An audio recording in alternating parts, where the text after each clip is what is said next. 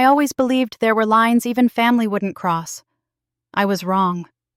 Her fingers twisted into my hair so suddenly I didn't have time to react. My head slammed into the wall behind me with a sharp, hollow sound that seemed to echo forever. White light burst across my vision. My knees buckled. I slid down the wall and collapsed onto the floor, my cheek pressed against the cold tile, struggling to breathe, struggling to understand what had just happened. She crouched in front of me, close enough that I could smell her perfume. The expensive kind. The kind our parents always bought her for Christmas. Her voice was calm, almost bored. "You're worthless," she whispered. "You don't deserve anything. You never have." Then she stood up, smoothed her hair like she hadn't just shattered something inside me, and walked away. Her footsteps faded down the hallway while I lay there unable to move, staring at the ceiling, wondering if this was how it ended. I remember thinking how quiet the house felt, how easy it would be for no one to ever know what she had done. What she didn't know, what she couldn't imagine, was that someone had seen everything. And that night, without realizing it, my sister made the worst mistake of her life. That attack didn't come out of nowhere. It was the final moment in a story that had been unfolding for as long as I could remember. My name is Claire Morgan. I'm 31 years old, and for most of my life, I've existed on the edges of my own family, not hated, not rejected outright, just overlooked. Like background noise people stop noticing after a while. I grew up learning how to take up as little space as possible. I learned how to listen instead of speak, how to nod instead of argue, how to swallow disappointment before it ever reached my face. Somewhere along the way, that became my role. The quiet one, the responsible one, the one who didn't cause trouble. My sister Lily was the opposite. She filled rooms without trying. People leaned toward her when she spoke. Our parents' faces changed when she walked in like someone had turned on a light. They listened to her stories, laughed at her jokes, praised her ambitions. When she succeeded, it was celebrated. When she failed, it was excused. When I succeeded, it barely registered. I told myself that was just how families worked. Someone had to be the strong one.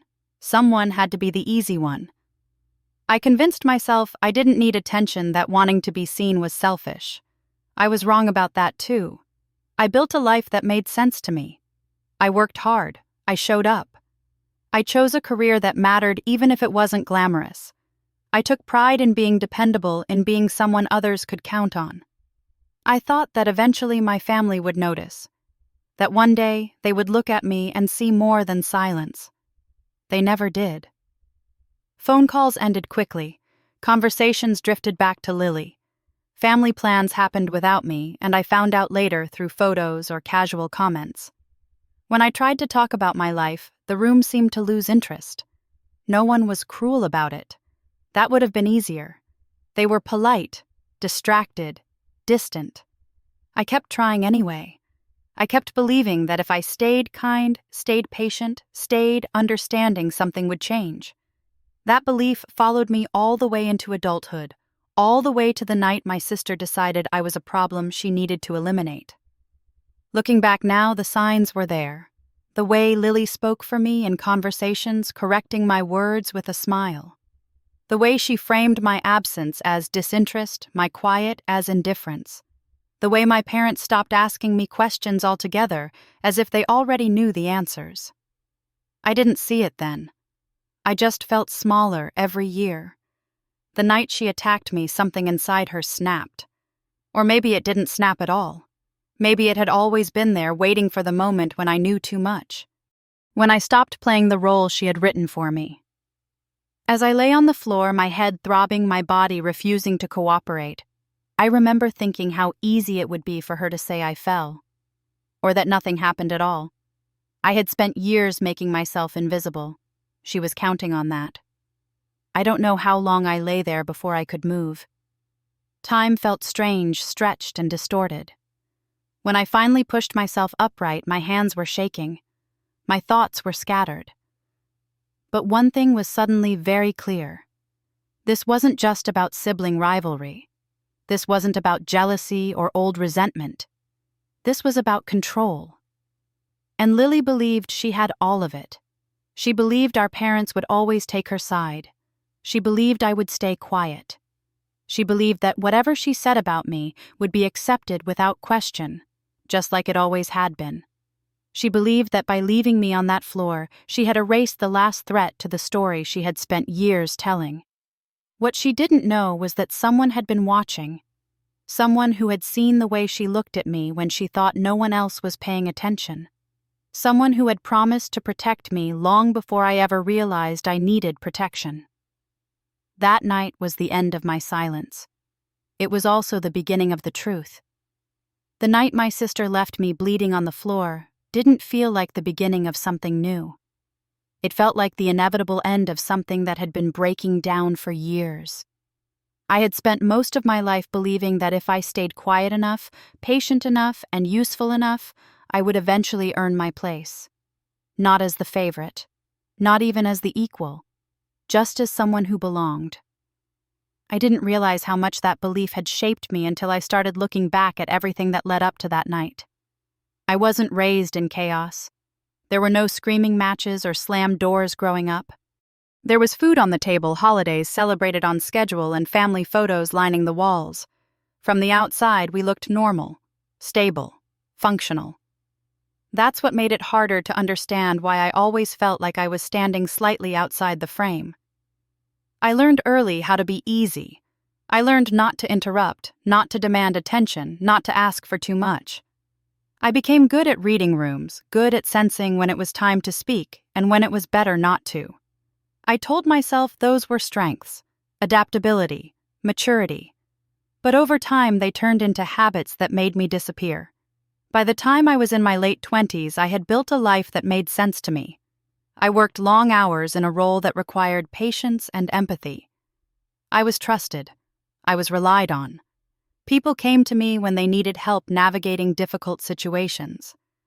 I liked being the steady one, the dependable one. It felt honest. What I didn't see was how sharply that contrasted with my sister. Lily never had to learn how to be quiet. She moved through the world as if it was already arranged for her benefit. When she spoke, people listened. When she wanted something, there was always a way to make it happen. She was confident in a way that drew attention without effort, and our parents fed that confidence every chance they got. At family gatherings, conversations shifted the moment she walked into the room. My mother's face softened. My father leaned forward. Questions were asked, updates requested, plans discussed. Lily's life was something everyone seemed invested in, as if it reflected directly on them. When I arrived, the reaction was different. Polite smiles, brief hugs, a quick, "How are things?" followed by a distracted nod before the focus drifted back to Lily. No one meant to be unkind. That was the problem.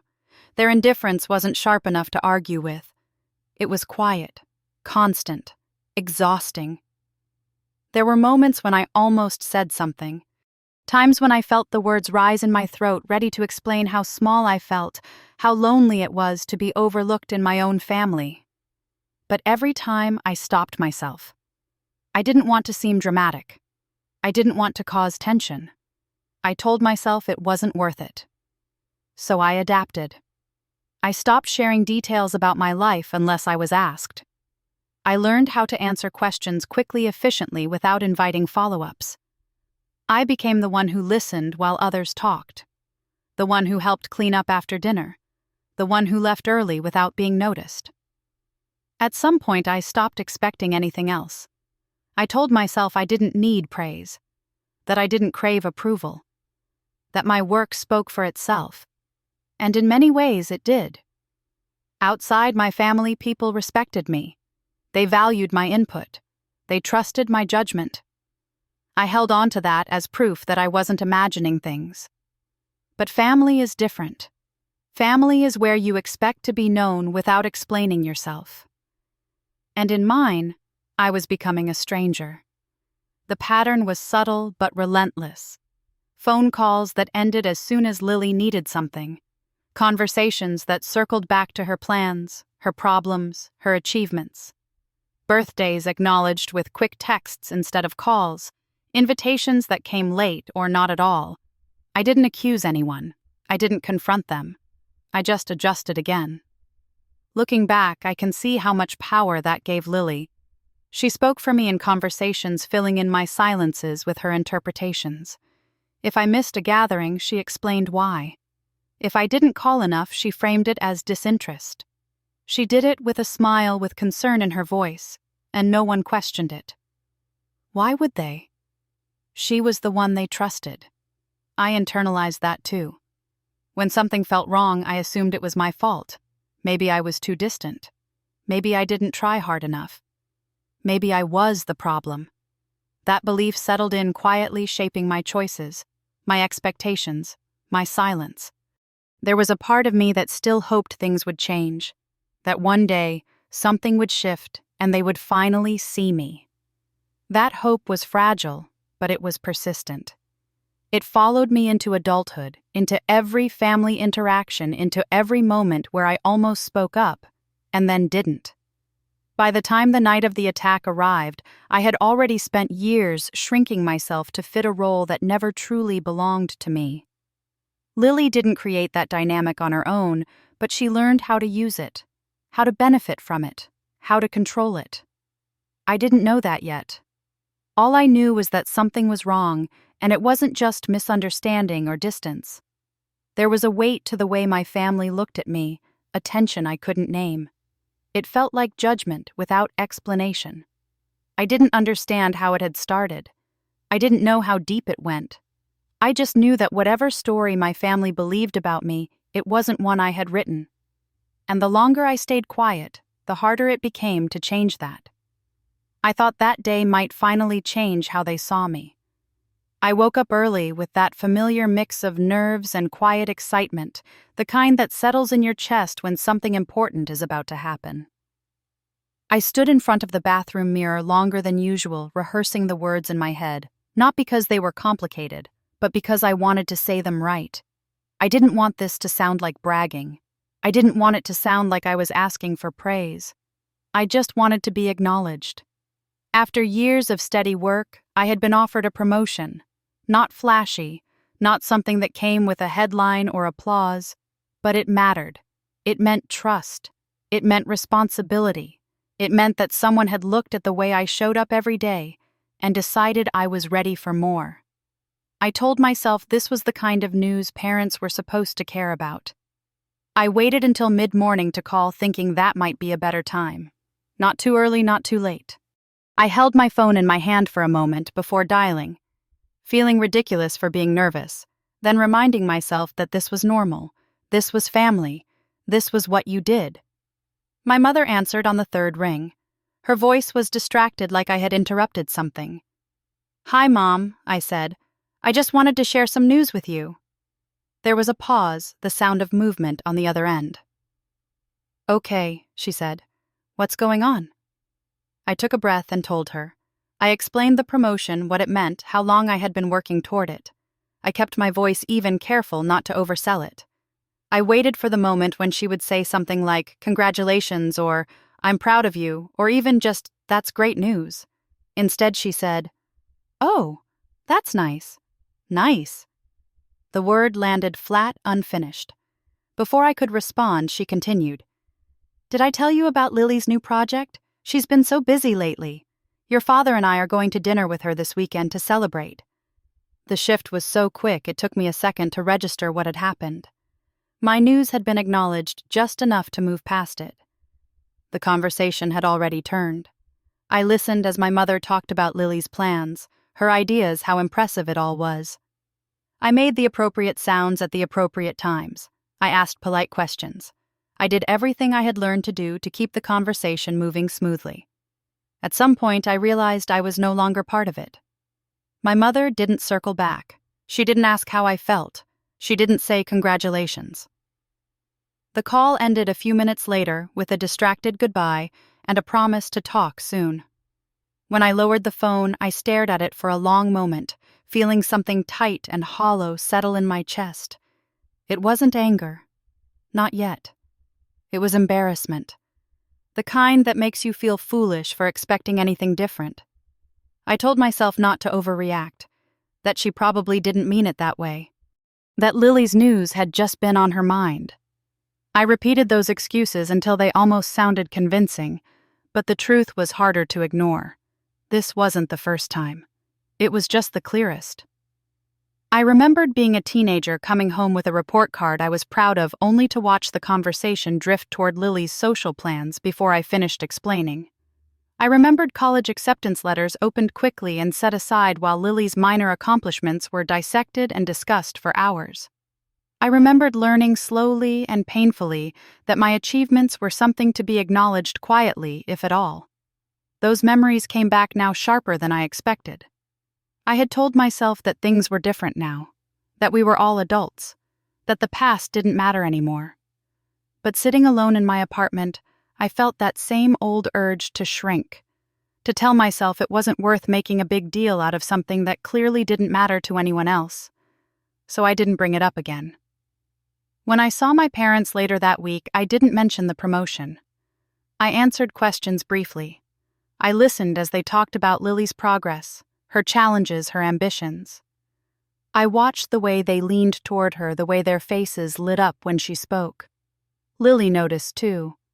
I could tell by the way she smiled when the attention settled on her, by the way she occasionally glanced in my direction, just long enough to make sure I was watching. She didn't gloat. She didn't need to. The dynamic spoke for itself.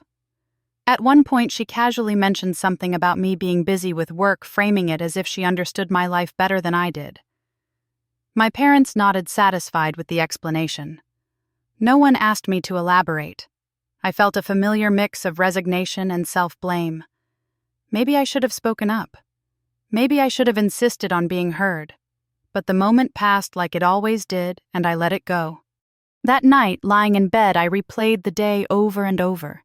I tried to pinpoint the exact moment when hope turned into disappointment. I wondered why I still cared so much, why a single phone call could unravel me after all these years.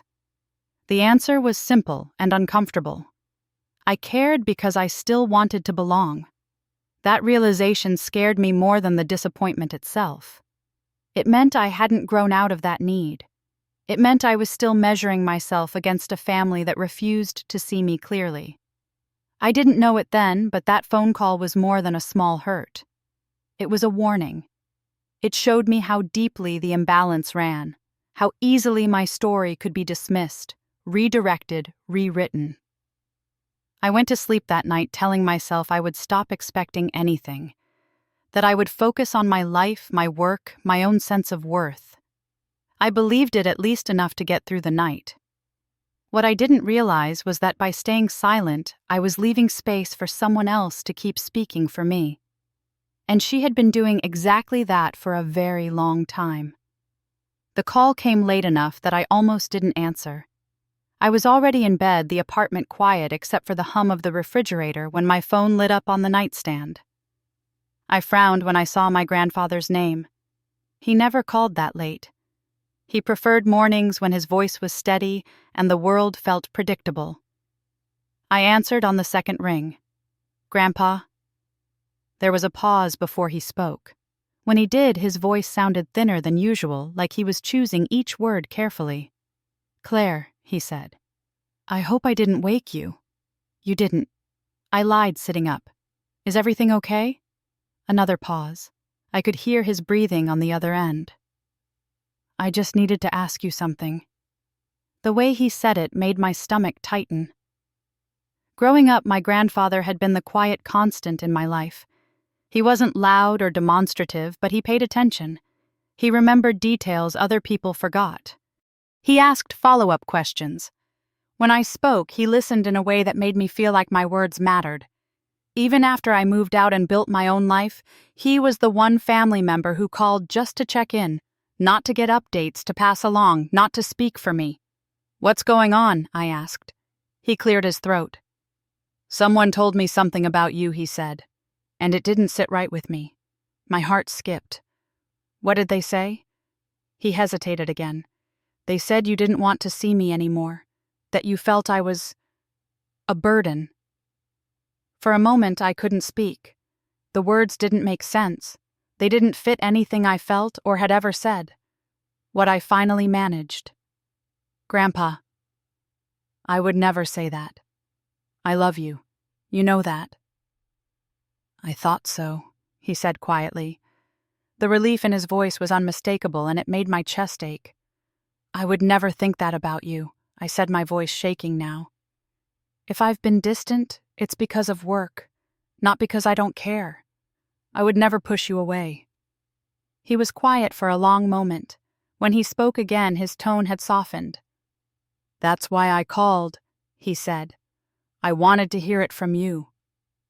I pressed my free hand against my knee, grounding myself. Who told you that I asked? He didn't answer directly. It's not important, he said. What matters is that I know the truth. Something about that felt unfinished, like he was deliberately leaving something unsaid. We talked for a few more minutes about ordinary things. My job, his garden, a recipe he had tried and burned. He sounded calmer by the time we hung up, but I wasn't. When the call ended, I sat there staring at my darkened window, replaying his words over and over. Someone had spoken for me. Someone had told him a story that painted me as cold, dismissive, ungrateful, and he had believed it at least long enough for doubt to settle in. That realization shook something loose inside me. I thought back over the past few years, over the moments when my grandfather's tone had shifted slightly, when he seemed less sure of where he stood with me. I had assumed it was age or distance or my own imagination. Now a different possibility crept in. How often had this happened? I tried to dismiss the thought, but it wouldn't let go. The accusation hadn't come out of nowhere. It had been specific, personal, designed to hurt. The next time I saw my grandfather was at the house not long after he passed. The place felt hollow without him, like something essential had been removed. I moved through the rooms, quietly touching familiar surfaces, letting memories surface and recede. It was his neighbor Margaret who surprised me. She was standing by the fence when I pulled into the driveway, her gray hair pulled back neatly, her hands clasped in front of her. Her face lit up when she saw me. "Claire," she said, crossing the yard with more energy than I expected. "I'm so glad you're here." She hugged me without hesitation, the kind of hug that didn't ask permission. It caught me off guard. "Your grandfather talked about you all the time," she said, studying my face. "He was very proud of you." Something in her expression shifted, subtle but unmistakable. "He worried about you too," she added softly. "Worried," I echoed. She nodded. "He asked me to keep an eye on things. On you. In case anything happened." The words sent a chill through me. "What did he think would happen?" Margaret hesitated, then shook her head. "He didn't say. Only that not everyone in that house was honest. Inside, the air felt heavier than before. I noticed things I hadn't paid attention to earlier. The way Lily lingered near my grandfather's study. The way she whispered to our parents in corners, her hand resting possessively on my mother's arm. Once, as I passed the kitchen, I heard her say, "I've handled it. She won't be a problem." I stopped short, my heart pounding, but they didn't notice me. My mother nodded, relief clear on her face. That night, sleep wouldn't come. The house creaked and settled around me, every sound amplified by my thoughts. Eventually, I found myself standing in my grandfather's study, drawn there without fully understanding why. I wasn't looking for anything specific. I told myself that. I just wanted to feel close to him again. That was when I noticed the cabinet. The back panel was loose, the wood slightly warped. I pressed against it gently, and it shifted. Behind it was an envelope yellowed with age, sealed carefully. My name was written on the front in my grandfather's familiar, shaky handwriting. My hands trembled as I sat down on the floor and broke the seal. The first line stole the air from my lungs. "Claire, I need you to know the truth before it's too late." I didn't finish reading that night. I couldn't. I sat there with the letter in my lap, my heart racing, my mind reeling. Everything suddenly felt fragile, like a carefully arranged story on the verge of collapsing. That phone call hadn't been an accident. It had been a warning. The funeral didn't feel like a goodbye. It felt like walking into a room where decisions had already been made without me. I arrived early carrying a quiet weight that had settled in my chest since finding my grandfather's letter. The house looked the same from the outside, but stepping inside felt different, like the air itself was holding its breath. Voices echoed softly from the living room. Chairs scraped. Someone laughed too loudly, then stopped. My parents greeted me with polite hugs that didn't linger. Their arms felt stiff, like they were performing something familiar rather than feeling it. My mother asked how the drive was. My father nodded and said he was glad I made it. No one mentioned the letter. No one asked how I was holding up. I told myself that grief affected people differently, that everyone was tired, that this wasn't the time to read into things. Lily arrived 10 minutes later, and the entire room shifted. She moved through the house with ease, directing people, answering questions, assigning tasks. She knew where everything was, what needed to be done, who should sit where. When someone asked about the service schedule, they turned to her without hesitation. When the funeral director needed clarification, he addressed Lily, not my parents. I watched quietly, noticing how natural it all seemed, how easily everyone deferred to her authority. She wore black tailored and perfect, her hair styled carefully. She embraced our parents with warmth, murmured reassurances, took their hands in hers. When she finally looked at me, her smile didn't reach her eyes. "I didn't expect you to get here so early," she said lightly. "I wanted some time," I replied. She nodded as if that explained everything, then turned away. Throughout the morning, I caught fragments of conversation that made my skin prickle. Lily whispered to my mother in the kitchen, her voice low and urgent. I couldn't hear the words, but I saw my mother's expression change from worry to relief. Later, I passed by the hallway and heard Lily say, "It's already handled. She won't cause any issues." I stopped just out of sight, my heart pounding. Who was she talking about? The answer felt obvious, even if I didn't want to admit it. The service itself was quiet and respectful. I sat in the second row, my hands folded tightly in my lap, staring at the program without really seeing it. When people spoke about my grandfather, they talked about his generosity, his wisdom, his sense of fairness. I wondered if any of them truly knew how carefully he had been watching how much he had been carrying alone. Afterward, people gathered back at the house. Plates of food appeared on the table. Conversations resumed, hushed but constant. I felt like a guest at an event I hadn't been invited to plan. Lily stayed close to our parents, her hand always resting on someone's arm, her presence steady and reassuring. When questions came up about paperwork or arrangements, she answered confidently. At one point, I heard her say, "I've been preparing for this for months." The word preparing echoed in my head. I tried to push the unease aside. This was not the time to be suspicious. This was not the time to confront anyone. I reminded myself that grief could make people act strangely. But the longer the day went on, the harder it became to ignore the feeling that something was unfolding just beyond my reach. When I finally found a moment alone with my parents, it didn't go the way I hoped. My mother asked if I needed anything. I said no. My father mentioned how difficult the past few weeks had been and how grateful he was that Lily had stepped up.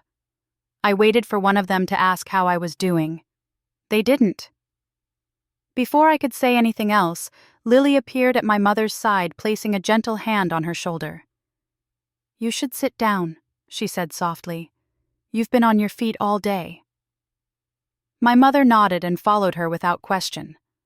I stood there feeling invisible in my own grief. As the evening wore on, exhaustion crept in. I slipped away from the crowd and wandered through the house, drawn by habit more than intention. I passed the study door and felt that same pull I had the night before. The knowledge of the letter burned quietly in my mind. I thought about my grandfather's late-night call, the way his voice had wavered, the accusation that hadn't made sense, the warning he hadn't fully explained. Standing there, I understood something I hadn't allowed myself to admit yet. This wasn't just about favoritism or misunderstanding. It wasn't just about being overlooked. Someone had been actively shaping how my family saw me. Someone had been controlling the narrative, filling in the gaps my silence had left behind. And now, with my grandfather gone, that control seemed to be tightening. I returned to the living room and watched Lily from a distance. The way she spoke with confidence. The way she smiled at the right moments. The way she checked the room subtly, as if taking inventory of who was watching. When our eyes met briefly, something passed between us. Not warmth, not affection. Awareness. She knew I was paying attention now. That realization settled heavily in my chest. I had spent years believing I was simply unlucky in my family dynamics, that love had been unevenly distributed but not malicious. That belief was starting to crack. I didn't know what Lily had planned. I didn't know how deep her involvement went. But I knew one thing with absolute clarity as I stood there surrounded by people who shared my last name, but not my reality. Whatever my grandfather had tried to protect me from, it hadn't ended with his death. And if I wanted answers, I wasn't going to get them by staying quiet any longer. The house finally went quiet after midnight. Plates had been washed, chairs pushed back into place, and the last of the guests had driven away. I stood alone in the hallway, listening to the faint ticking of the old clock my grandfather had kept for years. The silence felt heavier than grief, like the walls were holding secrets they weren't ready to release. I told myself to go to bed. I told myself there was nothing I could do tonight that couldn't wait until morning. But my body didn't listen. My feet carried me down the familiar corridor, past the guest room, past the bathroom, until I was standing in front of my grandfather's study again. The door creaked softly as I pushed it open. The room smelled faintly of old books and cedar the same way it always had. His desk was neat, just as he'd left it. The lamp was off, but moonlight spilled through the window, casting pale shapes across the floor. I stood there for a moment, feeling like I was trespassing on something sacred. I wasn't looking for money. I wasn't looking for documents. I just wanted to feel close to him again, to understand why he had sounded so worried on that phone call. My eyes drifted to the cabinet in the corner. The loose panel was still there. I knelt down slowly, my heart starting to race, and pressed against the wood. It shifted with a soft click. Behind it was the envelope I'd seen the night before, the one with my name written in his shaky handwriting. I pulled it out and sat on the floor, my back against the cabinet, the envelope resting in my hands like it weighed more than paper should. This time I opened it. The letter was several pages long. The paper was thin, worn at the edges, as if he had folded and unfolded it many times before finally hiding it away. My hands trembled as I began to read. Claire, I need you to know the truth before it's too late. By the second paragraph, my vision blurred. He wrote about lies that had been told in my name. Things I had supposedly said about my parents about him, that I was embarrassed by them, that I didn't care anymore, that I only reached out when I needed something. I felt sick reading it, recognizing the shape of my family's distance in his words. He admitted that he had believed some of it at first. That confession hurt more than I expected, but then he explained what changed. I called you, he wrote, and you answered, every time. There was warmth in your voice, not resentment. Love, not obligation. I pressed my hand to my mouth, trying to keep my breathing steady. He wrote about watching Lily when she spoke about me, about noticing satisfaction where concern should have been, about the way her stories always placed herself in the best possible light while casting me as a problem that needed managing. Then the letter shifted. 2 years ago, Lily came to me with paperwork. She said it was routine, something to do with the family trust. She asked me to sign, quickly said the bank was closing. Something felt wrong. I pretended to sign it, but I altered my signature slightly. My pulse thundered in my ears. The bank called me the next day. They said there was a discrepancy. The version Lily submitted did not match the one I signed. She had forged my signature to transfer the house into her name. I stared at the page, my chest tightening until it was hard to breathe. He wrote that he kept the forged document as proof, That he never told my parents because he knew they wouldn't believe him. That Lily had them wrapped so tightly around her finger they couldn't see straight. The final pages were the hardest to read. "You are not the daughter who abandoned this family," he wrote. "You are the daughter who was erased. This was done deliberately over many years.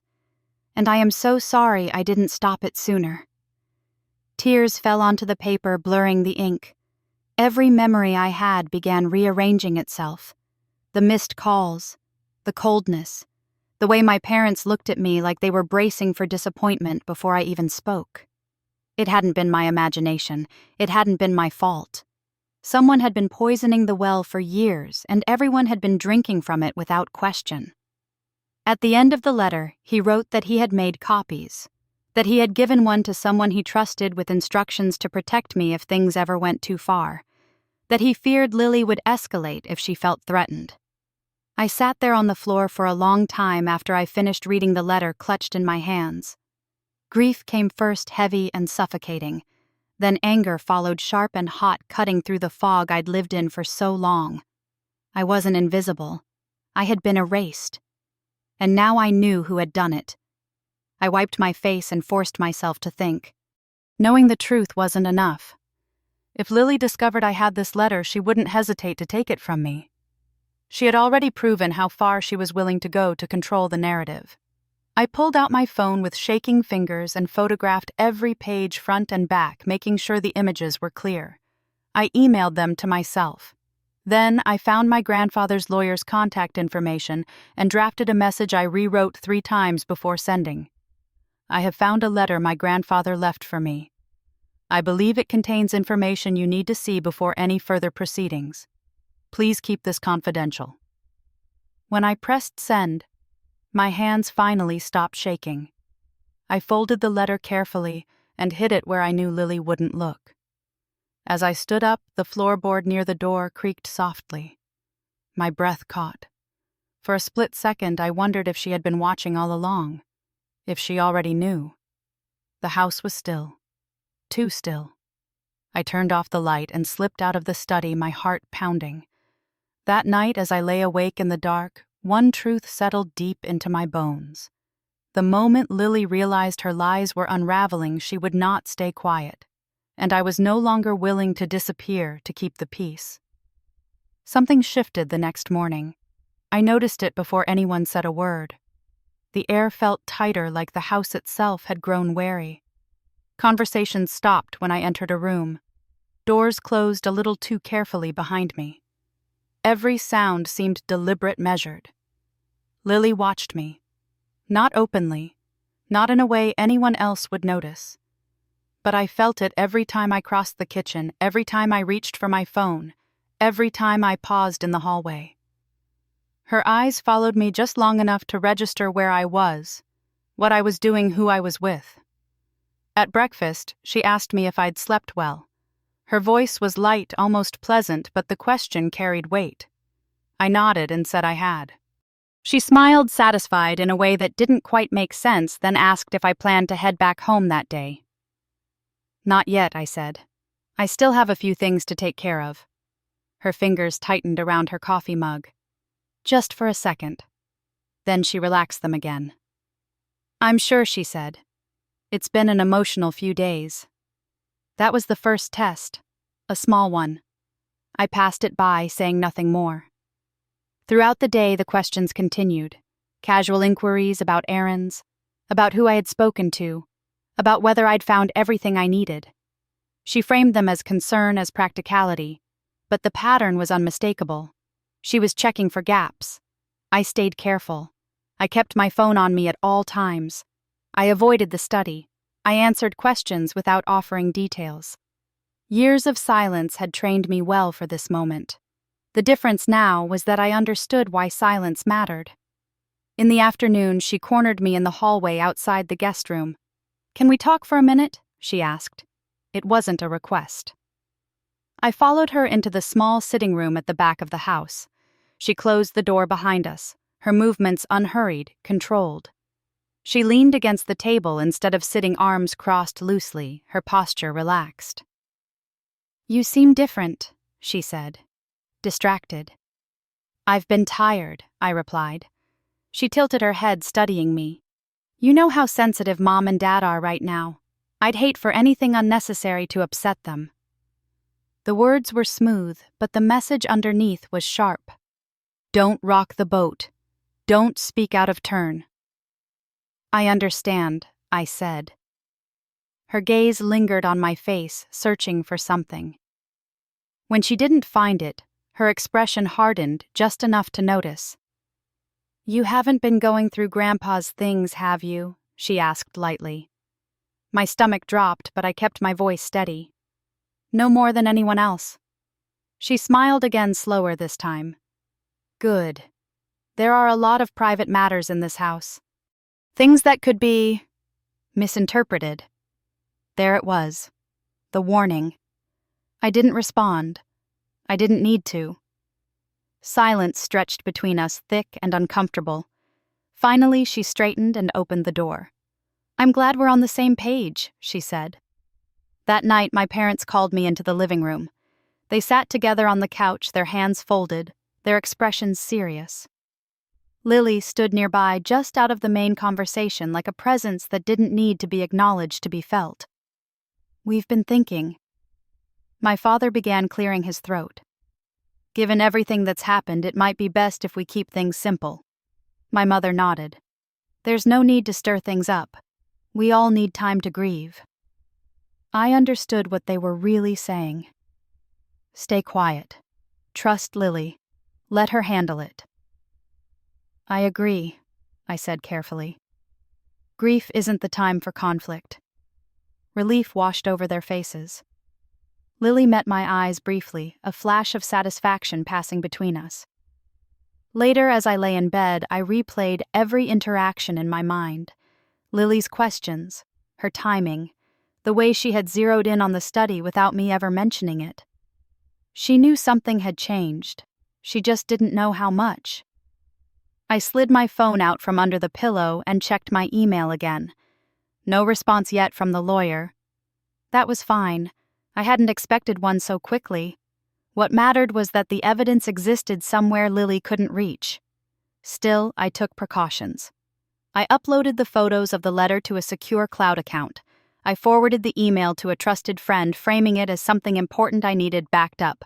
I memorized key details from the letter just in case. I wasn't paranoid. I was preparing. The next morning, Lily confronted me again. This time there was no attempt at subtlety. "You should leave today," she said flatly, blocking the doorway as I gathered my things. "We need space." "I'll leave when I'm ready," I replied. Her eyes narrowed. "You're making this harder than it needs to be." "For who?" I asked. For a moment, something dark flickered across her face. Anger, fear, both. "You've always had a talent for complicating things," she said. "I'd hate for that to backfire on you." The threat hung between us, unspoken but unmistakable. I met her gaze and didn't look away. "I'm not doing anything wrong." She stepped closer, lowering her voice. "People don't believe everything they hear," she said softly. "They believe who they trust." Then she smiled and moved aside, letting me pass. As I walked down the hallway, my pulse hammered in my ears. I understood now what my grandfather had feared. Lily wasn't just protective of her image. She was desperate to maintain control, and control once threatened doesn't fade quietly. I didn't know exactly when she would act. I didn't know how far she would go, but I knew this much as I closed my suitcase and reached for the door. The next confrontation would not be polite. The house was too quiet. That was the first thing I noticed when I came back from the guest room with my bag half packed. No voices, no footsteps, not even the low murmur of the television my father usually left on for background noise. The silence felt intentional, like a held breath. I told myself not to panic. I told myself Lily had probably stepped out. I had no reason to assume anything else. Still, I didn't put my bag down. I walked toward the hallway, every step slow and deliberate, my senses sharpened in a way I didn't recognize until later. The floorboards creaked under my feet, each sound too loud in the stillness. I reached the corner near the study and froze. The door was open. It hadn't been earlier. I stood there for a moment, my heart pounding, weighing my options. Turning around felt like surrender. Walking forward felt like stepping into something I couldn't undo. I chose forward. Lily was inside. She was standing near my grandfather's desk, one hand resting on the back of the chair, her posture unnervingly calm. She looked up when she heard me and smiled, but there was no warmth in it. "I thought you said you weren't going through his things," she said. My mouth went dry. "I'm not." She tilted her head, eyes flicking briefly toward the cabinet in the corner. "Then you won't mind explaining why the panel back there is loose?" The room seemed to tilt. I didn't answer fast enough. Her smile vanished. "You found it," she said quietly. It wasn't a question. I tightened my grip on my bag. "This isn't about you." Her laugh was short and sharp. "Everything in this house is about me." She stepped closer, her movements measured, controlled. "Give it to me. I don't have anything to give you." She stopped an arm's length away. "You really think you're clever," she said. "You've always thought you were smarter than everyone else. Quiet doesn't mean invisible Claire. It just means people stop paying attention." "I know what you did," I said, my voice shaking despite my effort to keep it steady. "I know about the lies, about the paperwork, about how long you've been doing this." For a split second, something flickered across her face. Not guilt. Fear. Then it hardened into something colder. "You don't know anything," she said. "You know what he wrote. And he was old, confused, easily manipulated." "He wasn't," I said. "And you know that." Her jaw tightened. "You don't get to rewrite history." "That's what you've been doing," I said. The air between us felt charged, brittle. She glanced at my bag, then back at my face. "You're going to ruin everything," she said softly. "Do you have any idea how much I've invested in this family, in keeping things stable for who I asked?" She exhaled sharply like she was losing patience. "This ends now. You hand over whatever you found and we go back to the way things were." "I won't." The word landed heavier than I expected. Her eyes darkened. "Then you're forcing my hand." I barely had time to register the movement before she grabbed me. Her fingers twisted into my hair, yanking my head back with a force that stole my breath. Pain exploded across my scalp. I cried out instinctively, reaching for her wrist, but she was stronger than I anticipated. "Let go!" I gasped. She didn't answer. She slammed my head into the wall behind me. The impact was sudden and blinding. A sharp crack filled my ears as white light burst across my vision. My legs gave out beneath me. I slid down the wall, my body folding in on itself, the floor rushing up to meet me. I tasted blood. The room spun as I tried to orient myself, my thoughts scattering like loose papers. Somewhere above me, I heard Lily breathing steady and controlled, as if this were an inconvenience rather than an act of violence. She crouched in front of me close enough that I could smell her perfume. The same expensive scent she always wore. The same one our parents loved. "You should have stayed quiet," she whispered. "That was your only real skill." I tried to speak, but my tongue felt thick, uncooperative. My head throbbed with every heartbeat. "You really thought anyone would believe you?" she continued. "I've spent years making sure they don't." She reached into my bag and pulled out the folded letter before I could react. My vision blurred as I watched her tuck it into her pocket. "Worthless," she said, her voice calm, almost bored. "You don't deserve anything. You never have." She stood, smoothed her hair, and stepped over me like I was an obstacle on the floor. I heard her footsteps fade down the hallway. A door opened. A door closed. Then nothing. I lay there, staring at the ceiling, the world tilting in slow, nauseating waves. My head screamed with pain. My body refused to cooperate. I tried to move my fingers, my toes, anything just to prove I could. She hadn't checked to see if I was breathing. She hadn't called for help. She had walked away certain she had won. As darkness crept in at the edges of my vision, a single thought cut through the haze with terrifying clarity. Lily believed she had destroyed the only evidence against her. She had no idea how wrong she was. I don't know how long I lay there before the world slowly started to come back into focus. At first there was only pain, a deep pulsing ache behind my eyes that made every thought feel like it was moving through water. The ceiling above me swayed slightly, as if the house itself were unsteady. I tried to move and failed.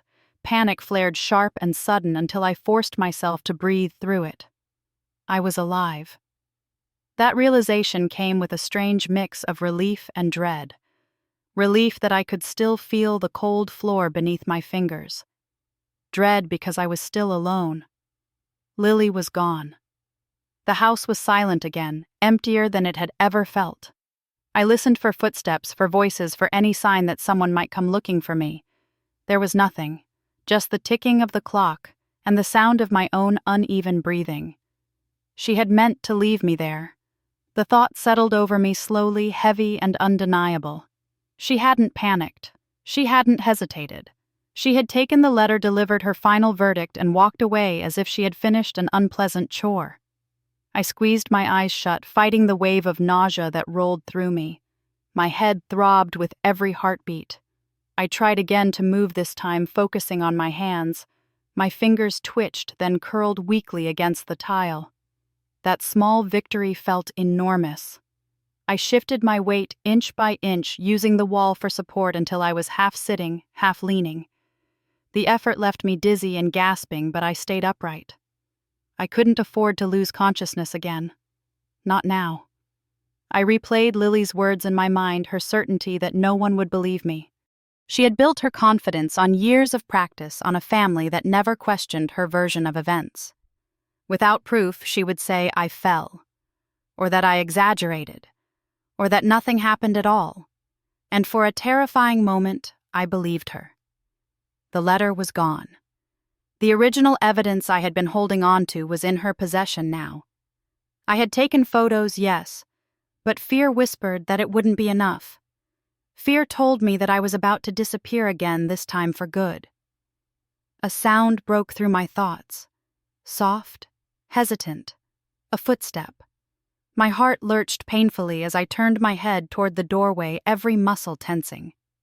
If it was Lily, I didn't know if I had the strength to defend myself. If it was someone else, I didn't know how to explain what had happened without breaking apart. The doorway filled with a familiar figure. Margaret stood there, her face pale, her eyes wide with shock. "Oh my God," she whispered, rushing toward me. "Claire." Relief hit me so hard it almost hurt more than the injury. I tried to speak, but my voice cracked and failed. "I know," Margaret said quickly, kneeling beside me. Her hands trembled as she reached out, then hesitated, unsure where it was safe to touch me. I saw it. I stared at her, struggling to process the words. "You saw it?" She nodded, swallowing hard. "I was in my yard. I heard shouting. I looked through the window and saw her grab you. I didn't know what else to do." Her voice shook, so I recorded it. For a second, I didn't understand. The meaning of her words hovered just out of reach. Then it landed sudden and overwhelming. "You recorded it," I repeated. Margaret reached into her pocket and pulled out her phone. Her hands were still shaking. I didn't know if I should. "But your grandfather, he asked me to watch out for you. He told me if anything ever happened, if she ever lost control, I needed to protect you." Tears blurred my vision, but this time they weren't just from pain. He planned for this." She nodded. "He was worried. He trusted me." She held the phone out to me, turning the screen just enough that I could see. I didn't need to watch the whole thing. A few seconds was enough. Lily's voice was unmistakable. The movement, the violence, the words she had whispered to me on the floor. There was no explaining it away. There was no version of events where that video didn't mean exactly what it showed. Something inside me shifted, then settling into place with a strange sense of calm. The fear that had been clawing at my chest loosened its grip. The truth no longer depended on my ability to convince anyone. It existed on its own. "She thinks she won," I said quietly. Margaret nodded. "That's why we need to be careful. She doesn't know about this." I took a slow, steadying breath. My head still ached. My body still felt weak, but my mind was clearer than it had been in years. "We'll do this the right way," I said. "With a lawyer. With documentation." Margaret squeezed my hand gently. "I'll stand with you," she said. "Your grandfather would want that."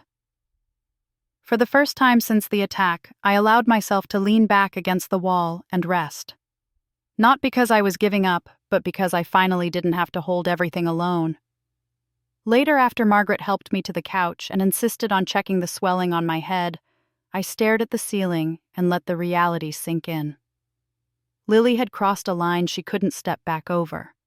The years of manipulation, the quiet erasure, the control she had exerted over our family had all led to this moment.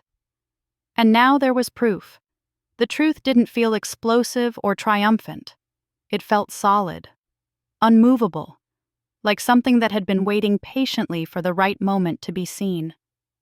As exhaustion finally pulled at me, one thought stayed clear and steady in my mind.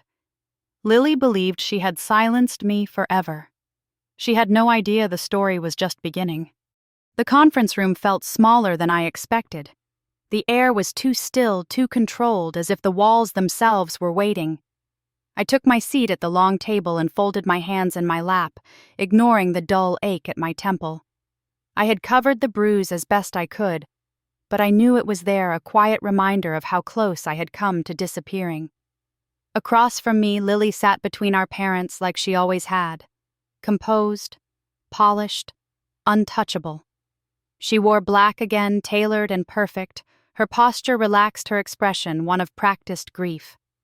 A leather folder rested on her knees, her fingers brushing it now and then as if to reassure herself it was real. My parents avoided my eyes.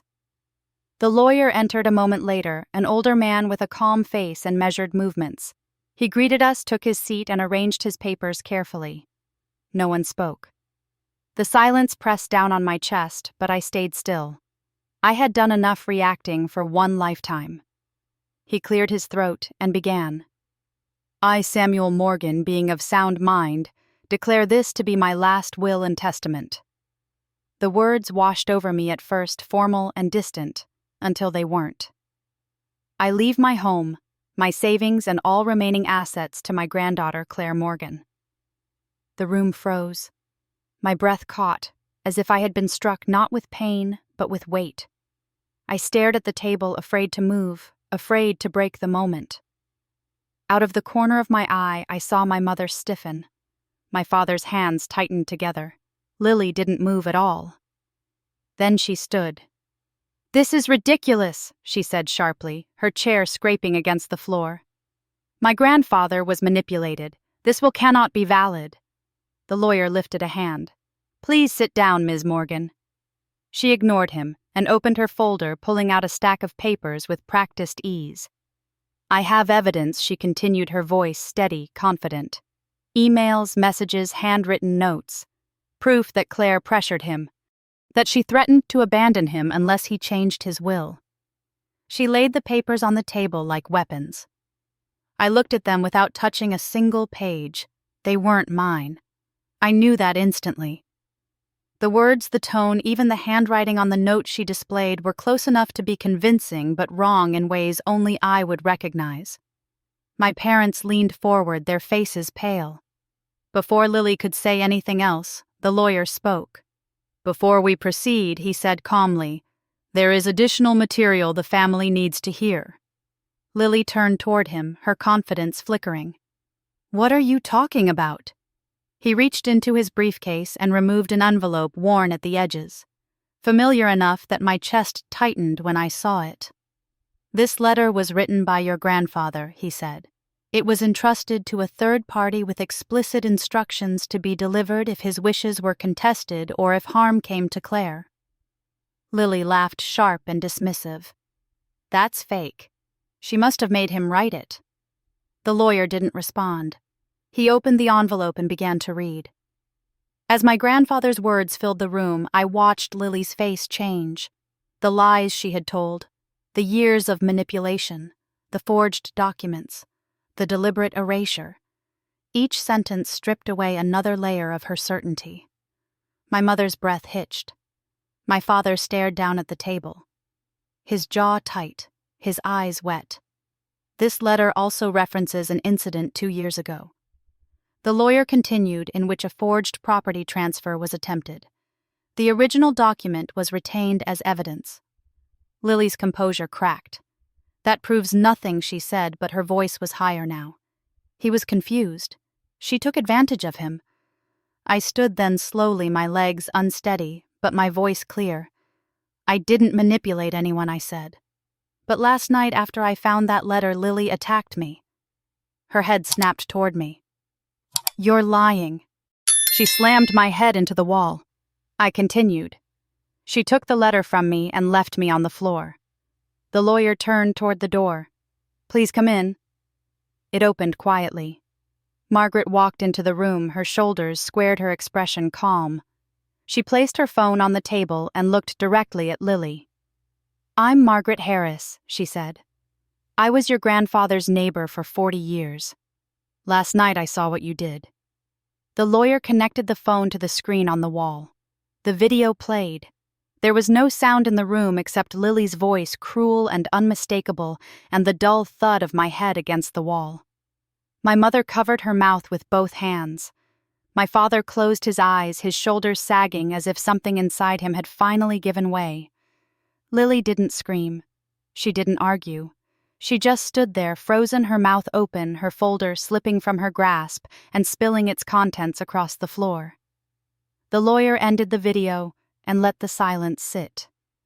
Ms. Morgan, he said evenly, would you like to proceed with contesting the will? She sank back into her chair, her face drained of color. No one rushed to her side. I didn't feel triumph. I didn't feel satisfaction. I felt something quieter and deeper, like a knot finally loosening after years of tension. The truth was no longer mine to defend. It belonged to the room now, to the evidence, to the words my grandfather had left behind.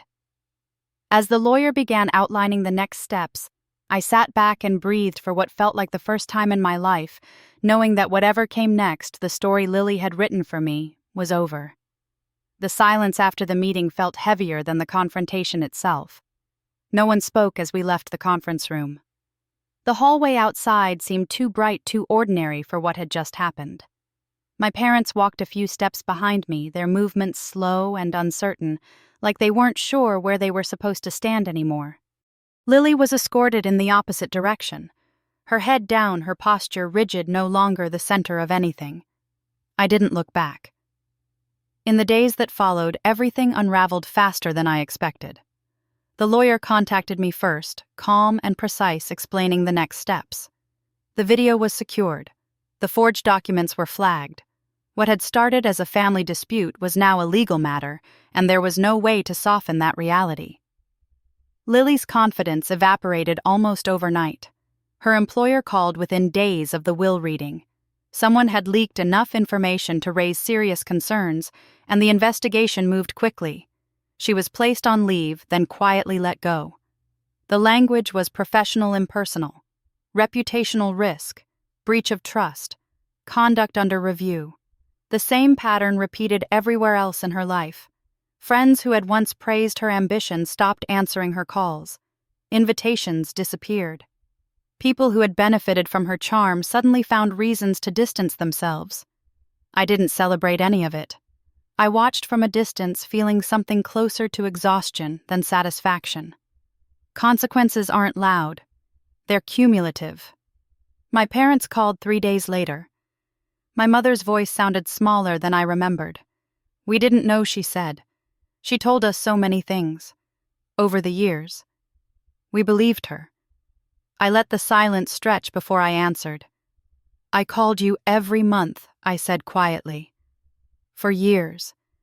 Did you ever ask yourself why someone who supposedly hated her family kept trying to stay in touch?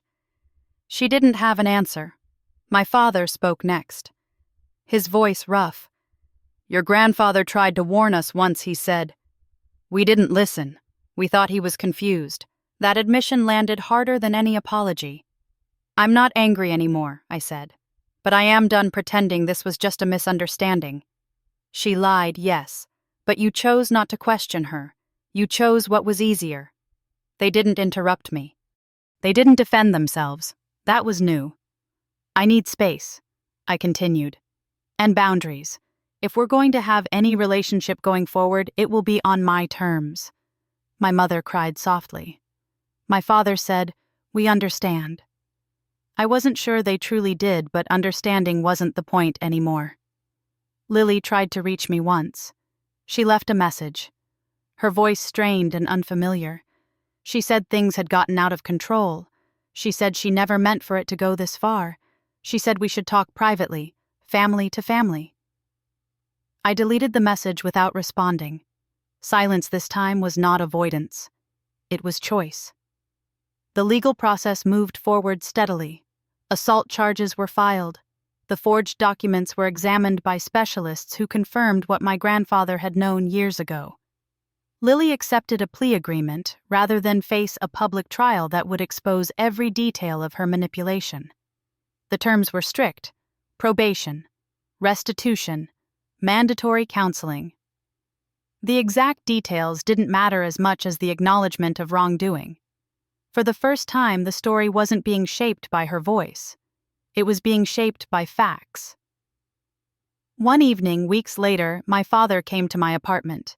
He looked older, smaller somehow, standing in the doorway with his hands at his sides. He didn't ask to come in. He just stood there, eyes tired, and spoke. I failed you, he said. I believed what was convenient instead of what was true. I don't expect forgiveness. I believed him. I need time, I told him. He nodded. I'll wait. After he left, I sat on the couch for a long time staring at the wall. There was grief there, but it was different now. Clearer. Less tangled with self-blame. For the first time, I wasn't questioning my own memory. I wasn't wondering if I had imagined things. The truth had settled solid and immovable. Margaret checked in often, always careful not to overwhelm me. She brought soup, once sat with me while I rested, and told me stories about my grandfather that made me laugh and cry in equal measure. Through her, I felt his presence in a way that wasn't painful anymore. What surprised me most was the quiet that followed. No more bracing myself before phone calls, no more rehearsing conversations in my head, no more shrinking. The absence of constant tension felt strange at first, like a muscle I had been clenching for years had finally relaxed. I began to notice things I hadn't before: how steady my breathing felt, how my thoughts didn't immediately spiral toward self-doubt, how my apartment felt like a refuge instead of a temporary stop. I wasn't fixed. Healing doesn't work that way. But I was grounded. The sister who had spent years making me feel invisible was no longer shaping my world. Not through lies, not through fear, not through silence. That chapter of my life had closed not with forgiveness or reconciliation, but with clarity. And for the first time, clarity felt like enough. Life didn't suddenly become perfect after the truth came out. It became quiet. At first, the silence felt unfamiliar, like walking into a room after a loud machine shuts off and realizing how much noise you had gotten used to. I woke up without the familiar knot in my chest. I went through my days without bracing myself for interruptions, accusations, or the subtle dread of being misunderstood. Nothing dramatic replaced the chaos. Just space. For a long time, my life had been shaped by anticipation. Anticipating Lily's reactions. Anticipating my parents' disappointment. Anticipating the next moment I would have to explain myself and still not be believed. When that constant pressure disappeared, I didn't know what to do with the freedom at first. I started small. Morning coffee without my phone in my hand. Evenings where I didn't replay conversations over and over in my head. I noticed how my shoulders slowly stopped tensing when my phone rang. How my thoughts no longer automatically searched for what I might have done wrong. The truth hadn't healed everything, but it had given me something I'd never had before. Permission to trust myself. I thought about my grandfather often during those weeks, not with the sharp ache of loss, but with a steadier warmth. I reread his letter more than once, not to relive the pain, but to remind myself that someone had seen me clearly all along. I kept one line folded in my wallet, the words worn soft from being touched so often. You were never the problem. For years I had tried to earn worthiness by being quiet, agreeable, invisible. I believed that if I took up less space, I would be easier to love. What I finally understood was that shrinking never protected me. It only made room for someone else to define me. My relationship with my parents changed too, though not in the way people like to imagine. There were no tearful reunions or instant forgiveness. There were difficult conversations, long pauses, and boundaries that felt awkward at first. We met in public places. We spoke carefully. When excuses surfaced, I shut them down gently but firmly. Love without accountability wasn't something I could accept anymore. They are trying now. I can see that. Whether it will last is something time will decide. What matters is that I no longer carry the responsibility of fixing what I didn't break. I don't explain myself repeatedly. I don't argue for my own reality. I choose when and how I engage. Lily faded from my life the way she always feared she would, quietly without an audience. I don't track where she went or what she's doing now. Knowing is no longer power to me. Letting go is. The strangest realization came one afternoon as I was walking home from work, sunlight warming my face, my mind calm in a way it rarely had been before. I stopped in the middle of the sidewalk and laughed softly, surprising myself. I wasn't waiting for permission anymore. Not from my parents, not from my sister, not from anyone who had benefited from my silence. I had spent so long believing I needed someone else to validate my worth that I never questioned the belief itself. The moment I did, everything shifted. I didn't need to prove anything. I didn't need to be chosen. I didn't need to be understood by everyone. I only needed to believe myself. The words Lily whispered to me on that floor still surface sometimes. Worthless. You don't deserve anything. When they do, they don't hurt the way they used to. They sound hollow now, like echoes from a place I no longer live. I know who I am. I am the woman who showed up even when she was ignored. The woman who kept calling, kept caring, kept trying. The woman who survived being erased and chose truth over comfort. The woman who stood up not loudly, not dramatically, but decisively. I was never worthless. I was just surrounded by people who needed me to believe I was. If you're listening to this and something feels uncomfortably familiar, I want you to hear this clearly. Being mistreated by family does not mean you are unlovable. Being misunderstood does not make you invisible. And setting boundaries is not cruelty, it's protection. Sometimes the bravest thing you can do is stop explaining yourself to people who are committed to misunderstanding you. If this story stirred something in you, if it reminded you of your own experiences with family silence or finally reclaiming your voice, I'd love to hear from you. Share your thoughts or your story in the comments. You never know who might feel less alone because you spoke up. And if stories like this matter to you, stories about truth, boundaries, and finding your way back to yourself, stay with us. Subscribe to the channel so you don't miss the next one. Thank you for listening. Thank you for being here. And remember, you don't need anyone's permission to know your worth.